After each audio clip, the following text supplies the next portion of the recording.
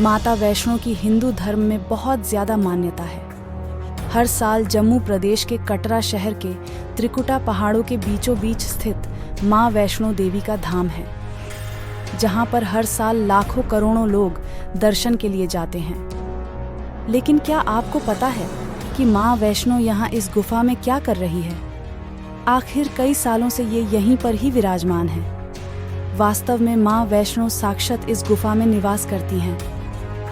रामायण धर्म ग्रंथ की कथाओं के अनुसार वो प्रभु श्री राम की प्रतीक्षा कर रही है, जिन्होंने उनसे विवाह करने का वचन दिया था। तो आखिर वो कौन सी कहानी है जिसकी वजह से माँ वैष्णो देवी यहाँ पर आकर बस गई? माँ वैष्णो की उत्पत्ति सतयुग के अंत और त्रेता युग के आरंभ में हुआ था और उन्होंने राक्षसों के संहार के लिए अवतार लिया था।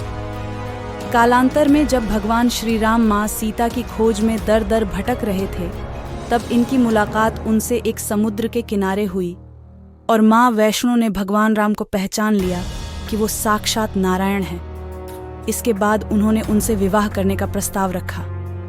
तब श्री राम ने उनसे वादा किया, मैं अपनी अर्धांगिनी सीता की तलाश में हूँ, लेकिन जब मैं अपना वनवास पूर्ण करके वापस लौटूंगा, तब अगर आपने मुझे पहचान लिया तो मैं आपको स्वीकार लूंगा।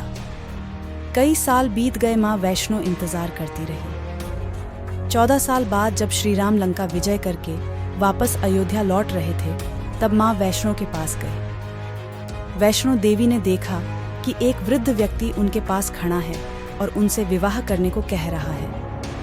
तब माँ वैष्णो ने उन्हें बिना पहचाने मना कर दिया और कहा, मैं अपने स्वामी श्री राम की प्रतीक्षा कर रही हूँ, वो मुझे लेने आएंगे। कुछ क्षणों के बाद उनको आभास हुआ कि वो मनुष्य ही श्री राम है और तब प्रभु श्री राम ने कहा, देवी, अभी तुमने मुझे ना पहचान कर ये सिद्ध कर दिया कि अभी तुम्हें अपनाने का सही वक्त नहीं आया है। इसलिए हे देवी, आप मेरा अभी और इंतजार कीजिए और कालांतर में कलयुग में मैं कल की अवतार लूंगा। तब उस समय मैं आपसे विवाह करके आपको अपनी अर्धांगिनी बनाऊंगा और उस दिन आपकी तपस्या पूर्ण हो जाएगी। इसके बाद माँ वैष्णो वहां से जम्मू के इस त्रिकुटा पहाड़ियों के बीचों बीच चली आई और कल की अवतार का इंतजार कर रही हैं।